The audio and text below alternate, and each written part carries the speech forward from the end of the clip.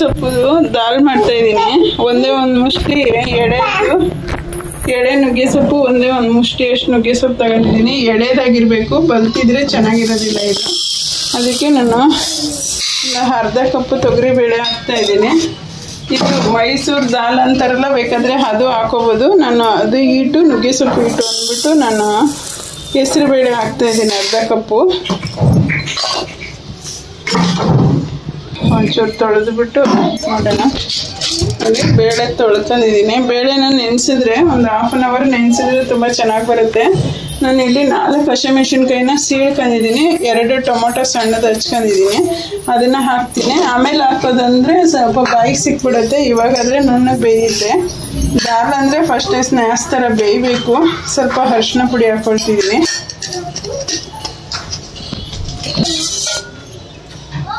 ಒಂದು ಚಮಚ ಅಷ್ಟು ಎಣ್ಣೆ ಹಾಕ್ತಾ ಇದ್ದೀನಿ.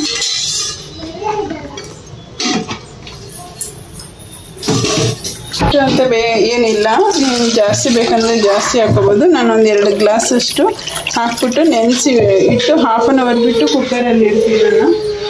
ನಾನು ನೆನೆಲಿ ನುಗ್ಗೆ ಸೊಪ್ಪು ತುಂಬ ಒಳ್ಳೆಯದು ಹೆಲ್ತ್ಗೆ. ಕೆಲವರು ಬಸ್ಸಾರು ಉಪ್ಸಾರು ಮಾಡಿದ್ರು ಕೆಲವರು ತಿನ್ನಲ್ಲ. ಈ ಥರ ಮಾಡಿಬಿಟ್ರೆ ಮಕ್ಕಳೆಲ್ಲ ತಿನ್ನೋ ಥರ ಮಿಶ್ರಣ ಆಗುತ್ತೆ. ಹಾಗಾಗಿ ನಾನು ಇವತ್ತು ನುಗ್ಗೆ ಸೊಪ್ಪು ದಾಲ್ ಮಾಡ್ತಾಯಿದ್ದೀನಿ. ಇದನ್ನು ಅರ್ಧ ಗಂಟೆ ಬಿಟ್ಟು ಒಂದು 3-4 ಕೂಗಿಸ್ಕೋಬೇಕು. ನುಣ್ಣಗೆ ಬೇಯಬೇಕಲ್ಲ ಇದು, ಹಾಗಾಗಿ 3-4 ಕೂಗಿಸ್ಕೋಬೇಕು. ನಾನು ಕುಕ್ಕರ್ ಲಾಕ್ ಮಾಡಿಬಿಟ್ಟು ಇಡ್ತೀನಿ. ಅರ್ಧ ಗಂಟೆ ಬಿಟ್ಟು ನಾನು ಸ್ಟವ್ ಮೇಲೆ ಇಡ್ತೀನಿ. ನೋಡಿ ಈ ಥರ ನುಣ್ಣಗೆ ಬೆಂದಿದೆ. ಹೋಗಿ ನೀನು ಆ ರೂಮ್ ಬಾಗ್ಲು ಹಾಕ್ಬಿಟ್ಟು ಬರೋಕ್ಕೆ ಕೊಡ್ತೀನಿ. ಹೋಗಿ ಹಾಕ್ಬಿಟ್ಟು ಬಾ, ಆಮೇಲೆ ಕೊಡ್ತೀನಿ. ನೋಡಿ ಈ ಥರ ನುಣ್ಣಗೆ ಬೆಂದಿದೆ. ಇದನ್ನೇನು ಮಸಿಯುವಂಥ ಅವಶ್ಯಕತೆ ಇಲ್ಲ. ನಾನು ಮೆಣಸಿನ್ಕಾಯಿ ಈ ಸ್ಟೇಜಲ್ಲಿ ಹಾಕೋಬೋದಿತ್ತು. ನಾನು ಸೊಪ್ಪೊಳಗಡೆ ಸಿಗುತ್ತೆ ಅನ್ನೋದಕ್ಕೋಸ್ಕರ ನಾನು ಮುಂಚೆನೇ ಹಾಕಿದ್ದೀನಿ.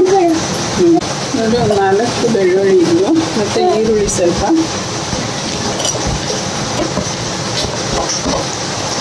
ಮತ್ತು ಶುಂಠಿನ ನಾನು ಚೆಚ್ಚಿಬಿಟ್ಟು ಕಟ್ ಮಾಡ್ಕೊಂಡಿದ್ದೀನಿ. 1-2 ಇಂಚು.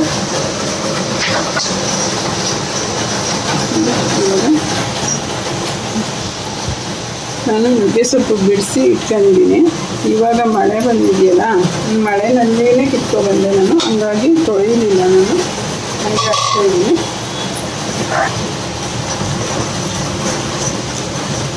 ಬೇಳೆನಲ್ಲಿ ನೀರು ಕಮ್ಮಿಯಾಗಿದೆ. ಸ್ವಲ್ಪ ನೀರು ಸಾಲ್ಟ್ ಹಾಕ್ಕೊಳ್ಳೋಣ.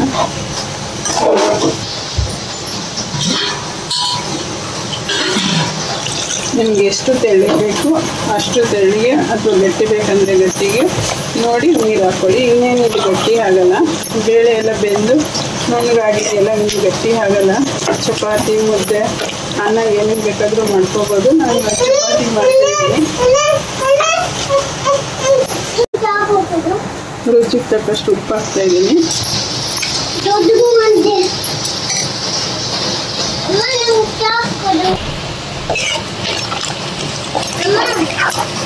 ಅದು ನಾವು ಇಷ್ಟು ತೆಗೆದು ಇಟ್ಕೊಂಡಿದ್ದೀನಿ.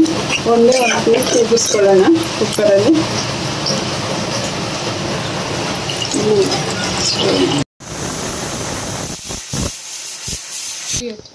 ಆಗಿದೆ, ಇದು ಆಗಿದ್ದು ದಾಲ್ ರೆಡಿಯಾಗಿದೆ.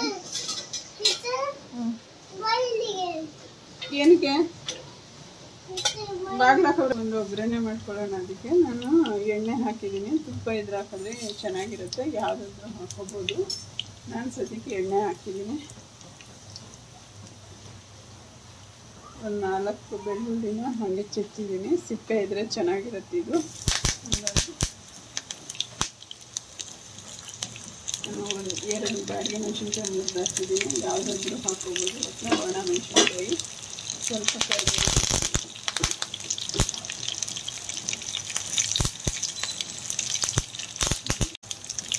ಸ್ವಲ್ಪ ಹಿಂಗೆ ಹಾಕ್ಕೊಳ್ತಿದ್ದೀನಿ. ಒಂದು 1/4 ಚಮಚ ಹಿಂಗೆ ಹಾಕಿದ್ದೀನಿ. ಒಂದು ಅರ್ಧ ಚಮಚ ಅರಿಶಿನ ಪುಡಿ ಹಾಕಿದ್ದೀನಿ.